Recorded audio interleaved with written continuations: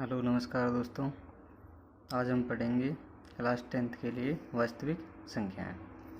अपनी जो किताब है आरबीसी बोर्ड के स्टूडेंटों के लिए, ठीक है। आज हम पढ़ेंगे वास्तविक संख्याएं। तो देखिए वास्तविक संख्याएं क्या होती हैं। सबसे पहले हम बात करते हैं संख्याएं। हम संख्याओं के बारे में बात करते हैं। तो संख्याएं अपनी दो प्रकार की होती हैं। कौन कौन सी? एक तो होती हैं अपनी वास्तविक संख्या, वास्तविक संख्याएं, और दूसरी जो होती हैं अपनी होती हैं काल्पनिक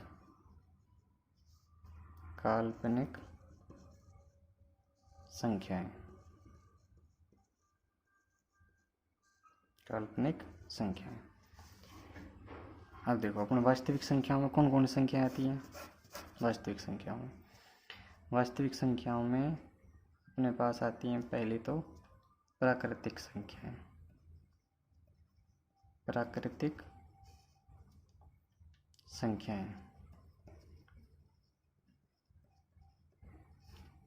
प्राकृतिक संख्याएं, उसके बाद पूर्ण संख्याएं,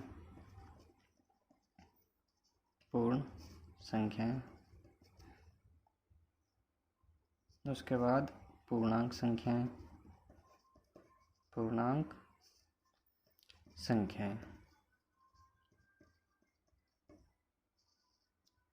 अपने पास प्राकृतिक संख्याएं, पूर्ण संख्याएं, पूर्णांक संख्याएं और होते हैं परिमेय संख्याएं।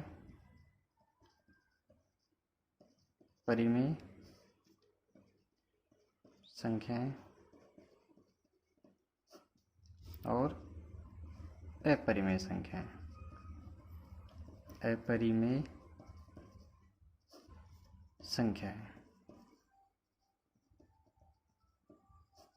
ठीक है।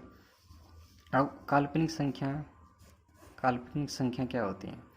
जैसे अपन बात करते हैं x² + 2 = 0। ये अपने पास कोई द्विघात समीकरण है, ठीक है।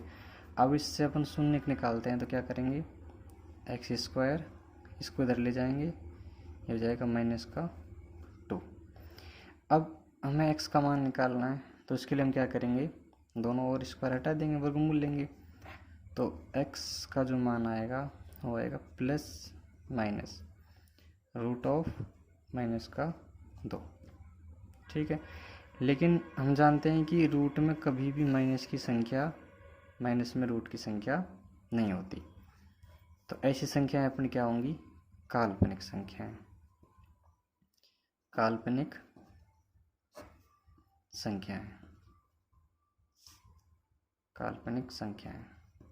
देखो अपने पास कोई भी संख्या यदि अंडर रूट में है, अंडर रूट में कोई भी मान है, अंडर रूट में माइनस का, देखो जैसे अपन बात करें (-1) है ना, तो इसका जो मान होता है वो होता है आयोटा, ये होता है आयोटा।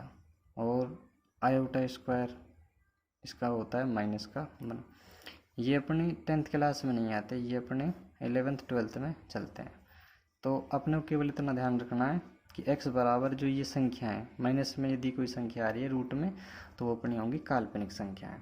तो इनके बारे में अपन चर्चा यहाँ पे नहीं करेंगे, ठीक है। अपन बात करते हैं वास्तविक संख्याएं। अब देखो वास्तविक संख्याओं में मुख्य रूप से या तो परिमेय हो या अपरिमेय हो, तो इनके अंतर्गत ही आते हैं। सबसे पहले अपन बात करते हैं प्राकृतिक संख्याएं। अपन सभी जानते हैं प्राकृतिक संख्याएं। प्राकृतिक संख्याएं क्या होती हैं, ऐसी संख्याएं जो गिनती की होती हैं, अर्थात काउंटिंग नंबर को अपन क्या कहते हैं, प्राकृतिक संख्याएं। इन्हें अपन नेचुरल नंबर बोलते हैं। इन्हें अपन n से व्यक्त करते हैं। तो n बराबर होता है अपना 1, 2, 3, 4, ऐसे डैश डैश डैश, ये कहाँ तक जाता है, ये अपने अनंत तक जाता है। अर्थात ये जो संख्या है अपनी कहीं पर बहुत ही अनंत में जाकर समाप्त होती है। ठीक है, ये अपनी प्राकृतिक संख्या कहलाती है। अब बात करते हैं पूर्ण संख्याएं। आगे पढ़ाते हैं पूर्ण संख्याएं। पूर्ण संख्याएं ये होती हैं होल नंबर। क्या होते हैं? Whole number. ये पूर्ण संख्या क्या होती है अपनी? ऐसी संख्याएं जिनमें जीरो भी शामिल होता है, अर्थात ऐसी संख्याएं जो जीरो से शुरू होती हैं और अनंत तक जाती हैं। 0, 1, 2, 3, 4 ऐसे डैश डैश अनंत तक जाती हैं। ये अपनी क्या कहलाती हैं?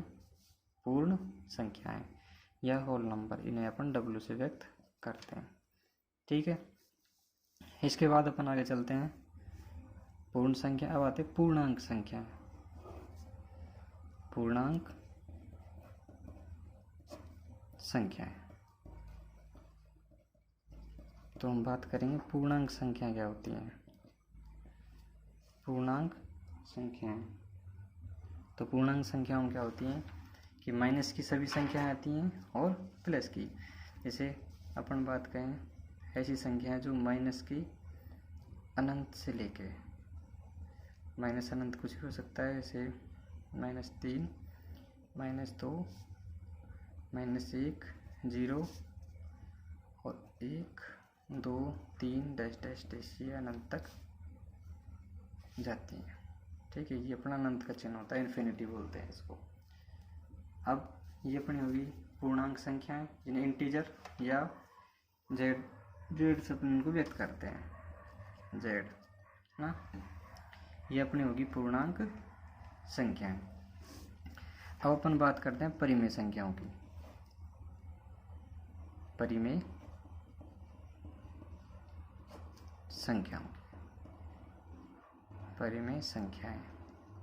तो देखो परिमेय संख्या क्या होती हैं? परिमेय संख्याएं ऐसी संख्याएं जिन्हें हम P/Q के रूप में लिख सकते हैं, जहाँ Q का जो मान है, Q बराबर नहीं हो सकता 0 के, Q is not equal to 0।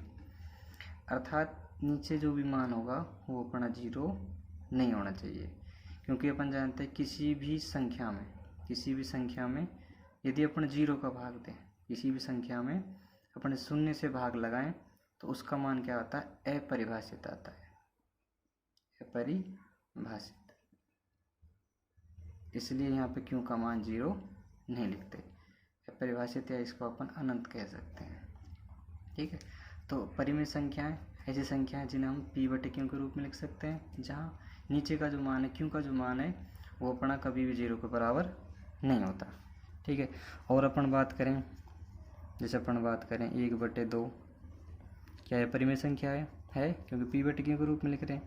और या फिर इसको अपन भाग देकर हल करें तो क्या आएगा? 0.5। दशमलव के बाद अंक निश्चित है तो भी अपन क्या होगी? परिमेय संख्या। तो क्या होगी? ये परिमेय संख्या। और ऐसी संख्याएं भी परिमेय होती हैं जो दशमलव के बाद जो किसी निश्चित अंक तक समाप्त हो जाती हैं। कोई भी मान लिया अपन ने 2, 3, 2, 5, 6, कोई भी काउंट की संख्या मान लिया अपन ने, पॉइंट के बाद निश्चित अंक है, तो ये भी अपनी क्या होगी? परिमेय संख्या। ठीक है, और जैसे अपन बात करें 1/3 तो क्या होगा? इसमें अपन इसको भाग दें तो कितना आता है? पॉइंट कितना आएगा? 3, और वापस से फिर क्या आएगा? 3, 3 ऐसे चलता जाएगा, अंकों की पुनरावृत्ति हो रही है। अर्थात इसको अपन क्या लिख सकते हैं? 0.3 पर बार। तो ये संख्या भी क्या होगी? अपनी परिमेय संख्या। ठीक है, तो ये अपनी होगी परिमेय संख्या। और अपन बात करें जैसे 22/7, ये क्या होती है अपनी? ये भी अपनी परिमेय संख्या होती है। ठीक है, अच्छा अपन बात करते हैं कि इसकी अपरिमेय संख्याओं की। यहाँ पे अपन ने पढ़ा था अपरिमेय संख्या। अपरिमेय संख्या क्या होती है? देखो अपन बात करते हैं अपरिमेय संख्याएं।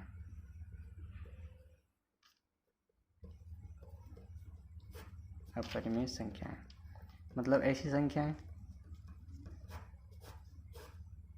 जिन्हें हम p बटे q के रूप में नहीं लिख सकते, जहाँ q बराबर नहीं है 0 के रूप में नहीं, ठीक है, इनको अपन p बटे q के रूप में नहीं लिख सकते, तो वो होती हैं अपनी अपरिमेय संख्याएं। ठीक है, अब अपरिमेय संख्याएं जैसे अपन बात करें पाई का मान, यदि पाई का मान करें तो पाई क्या होता है, एक अपनी अपरिमेय संख्या होती है, अपरिमेय संख्या। यहाँ अपन ऐसे कहें कि अपरिमेय संख्या जो होती हैं, अपरिमेय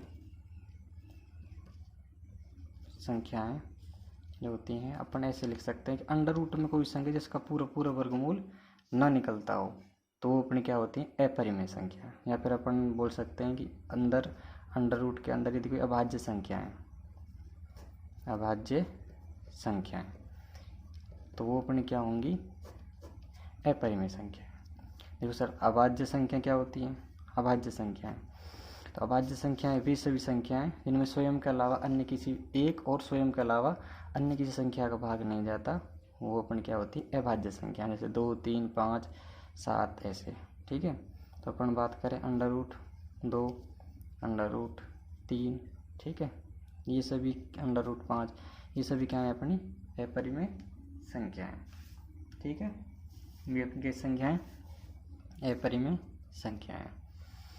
ठीक है, और जैसे अपन बात करें कि √2 का जो मान होता है वो अपन क्या होता है, 1, 1, 4, 1, 4 इस प्रकार होता है, आगे तक जाता है। तो इसमें ना तो इसकी पुनरावृत्ति हो रही है, अशांत है और अनावृत्ति है, ठीक है, तो ये अपना अपरिमेय संख्या होगी।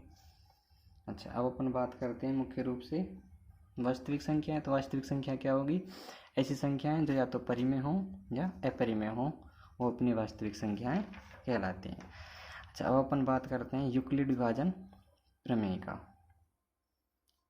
जो अपना टॉपिक आ रहा है वह है अपना यूक्लिड विभाजन प्रमेय का। यूक्लिड विभाजन प्रमेय, तब इसके बारे में अपन बात करेंगे। इसी का उपयोग अपन प्रश्नावली 1 में करने वाले हैं, ठीक है। तो यूक्लिड विभाजन प्रमेय क्या कहती है कि भाई अपने पास कोई भी पूर्णांक है, कोई भी धनात्मक पूर्णांक है, वो इस प्रकार से हैं कि एक बड़ा है दूसरे से। जैसे अपन से कहें कि यदि कोई धनात्मक पूर्णांक a और b हैं जिनमें a is greater than b, a is greater than b का मतलब है a जो है वो अपना बड़ा है किससे, b से, ठीक है। तब कोई पूर्ण संख्या ऐसी होंगी q और r, जिसके लिए जो अपना फॉर्मूला है वो क्या होगा, a बराबर b q प्लस का r। जहाँ एक कंडीशन होगी 0, ये कंडीशन ज़रूर आप इसमें अप्लाई करोगे, 0 is less than equal to r is less than b। ये क्या है सर, इसके बारे में अपन बात करते हैं। देखो, आपको इसको अलग से बताते हैं एक बार, है ना। ये बराबर बी क्यू प्लस आर, ये कैसे आया, है ना, और ये क्या होता है। देखो, अपन जानते हैं इधर अलग से कोई भी संख्या है, जैसे अपन किसी संख्या में भाग देते हैं, है ना, तो इसके अंदर जो मान होता है वो अपना होता है भाज्य, ठीक है। यहाँ होता है भाजक, ठीक है, भाज्य भाजक, और यहाँ पे होता है भागफल, और यहाँ पे भाग देने के बाद नीचे यहाँ पे बचता है शेषफल, यहाँ पे आता है शेषफल। देखो, भाज्य जो होता है उसको अपन a से व्यक्त करते हैं, मतलब ये a लिखते हैं, भाजक को b, और भागफल को लिखते हैं अपन q, है ना, और शेषफल होता है उसको अपन कहते हैं आर। ठीक है, अब देखो जिसमें अपन जैसे किसी संख्या अपन ने भाग दिया, देखो जैसे अपन ने भाग दिया ये 15 है, इसमें अपन 3 से भाग दें तो 3 का भाग लगाओ इसमें, तो 3 का पहाड़ा ये बोला अपन ने, 3 पंजे 15, ये 5 आ गया पूरा पूरा, तो शेषफल कितना बचा 0। अब यहाँ पे ध्यान देना हमें कि ये जो अपना जो भाजक है, भाजक यानी कि इसको अपन b माना है, ये b है अपना, और यहाँ पे जो नीचे ये क्या है शेषफल आया है, शेष जो बचा है इस r है ना, ये r का जो मान है 0 है और ये 3 है, तो 0 का मान 3 से छोटा है। इसने ये तो कहा है कि भाई, और जो a है ये अपना a, ये a का मान यदि b से बड़ा है, a का मान b से बड़ा है, ठीक है, तो उस स्थिति में जो अपना ये स्थिति है, तो r का मान देखो 0 हो सकता है, r का जो मान है वो 0 से बड़ा, और ये होता है इक्वल का मतलब इसके बराबर होता है, r का मान 0 के बराबर भी हो सकता है, लेकिन r का जो मान है ये b से कभी भी बड़ा नहीं हो सकता, मतलब b का मान बड़ा होता है, r का मान छोटा होता है। b का मतलब जैसे इसका मान इसके मान से हमेशा बड़ा होगा, ठीक है, इसका मान बड़ा होगा, इसका मान छोटा होगा, ये बोल रही है कंडीशन, ठीक है, तो ये हम इसमें अप्लाई करनी होती है। ठीक है, अब इसी आधार पर हम क्या करते हैं, आगे अपने सवालों को हल करते हैं। ठीक है, अब अपनी प्रश्नावली नंबर आती है, प्रश्नावली 1.1, इसमें अपन क्या करेंगे, सवाल करते हैं। ठीक है, इसके एग्जाम्पल देखो, एग्जाम्पल आप कर सकते हो। देखो ये प्रश्नावली 1.1 अपनी, ठीक है, इसमें क्या दे रखा है, निम्नलिखित संख्याओं का HCF ज्ञात करने के लिए यूक्लिड विभाजन एल्गोरिथम का प्रयोग कीजिए। ठीक है, तो हम इसमें क्या करते हैं, इनको हल करेंगे यूक्लिड विभाजन विधि से। ठीक है, पहला सवाल देखो, प्रश्नावली है अपनी 1.1, प्रश्नावली 1.1। ठीक है, तो हमें ज्ञात करना है, देखो पहला स्थिति में हमें दे रखा है सवाल नंबर पहला, इसका पहला सवाल दे रखा है हमें 135 और 225। ठीक है, ये हमें दे रखा है, तो सबसे पहले हम क्या करते हैं, यूक्लिड विभाजन प्रमेय के आधार पर पहले जो बड़ा मान होता है, यहाँ पर बड़ा मान था ना, उसको हमें पहले रखना है, उसके बाद छोटे मान को आगे रखना है। ठीक है, देखो अब इसमें जो 225 है ये बड़ा है 135 से, 225 इज ग्रेटर देन 135। ठीक है, इसको अपन चूंकि करके लिख सकते हैं, इसे बोलते हैं चूंकि। ठीक है, तो यहाँ पे अपना ये ए का मान हो जाएगा और ये हो जाएगा बी का मान। ठीक है, तो हम इसको करते हैं, यहाँ पर अपन लिखेंगे यूक्लिड विभाजन प्रमेय से, यूक्लिड विभाजन प्रमेय से। देखो आपको इसे अच्छे से लिखना है, एक बार वापस से लिख लेते हैं, ए बराबर b into q plus r. देखो इसमें हम क्या निकालना है, HCF निकालना है इस विधि से। ठीक है, HCF हाईएस्ट कॉमन फैक्टर होता है ना, इसे अपन महत्तम समावर्त बोलते हैं। ठीक है, इसमें अपने पास जो कंडीशन क्या होती है, 0 is less than equal to R is less than B। ठीक है, अब देखो अब अपन ए के स्थान पर लिखेंगे 225, ये बराबर बी के स्थान पे अपने पास 135 इंटू, अब देखो आप जो बड़ी संख्या है 225, इसमें हमें भाग देना है 135 का। ठीक है, आप इसमें भाग दो, देखो 2 बार ज़्यादा हो जाएगा, 1 बार देते हैं ना, 135, इसमें इसको लेस किया, लो ये कितना हुआ 9, ठीक है, और ये 90 बचा, ठीक है। और आगे ये बड़ा है, अभी छोटा आ गया, तो ये कितने बार गया, एक बार, ये लिख दिया, प्लस पीछे शेषफल कितना बचा, आर का मान 90 बचा। आर का मान जब 0 हो जाएगा, आर का मान, हम तो इसको तब तक हल करेंगे जब जो आर का मान है यहाँ पे शून्य नहीं आ जाता, ठीक है। तो इसके लिए हम क्या करेंगे, आगे हल करते हैं। अब इसको अपन यहाँ आगे लिखेंगे, 135 बराबर 90 इंटू, अब देखो यहाँ पे अपन करते हैं 135 में भाग देते हैं 90 का, ठीक है। 2 बार देंगे ज़्यादा जाएगा, तो एक बार अपन ने हल किया, इसको लेस किया, ये कितना आया, ये 45, ठीक है। ये अपना शेष आ गया, कितने बार गया, एक बार, ठीक है। पीछे शेषफल कितना बचा, 45, ठीक है।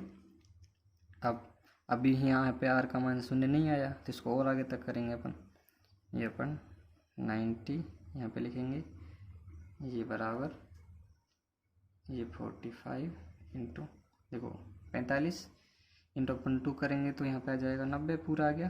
तो शेषफल कितना बचा यहाँ पीछे, ये बचा 0। अब ये 0 आ गया शेषफल, तो ये इससे जस्ट ऊपर वाला जो मान होता है ये अपना एचसीएफ होता है, या फिर अपन कहें कि यहाँ पे जो ये मान होता है बी का, भाजक का जो मान होता है वही अपना होता है एचसीएफ, ठीक है। वही क्या होता है अपना एचसीएफ। तो यहाँ पे अपना जो कि यहाँ पर लिखेंगे भाजक 45 पर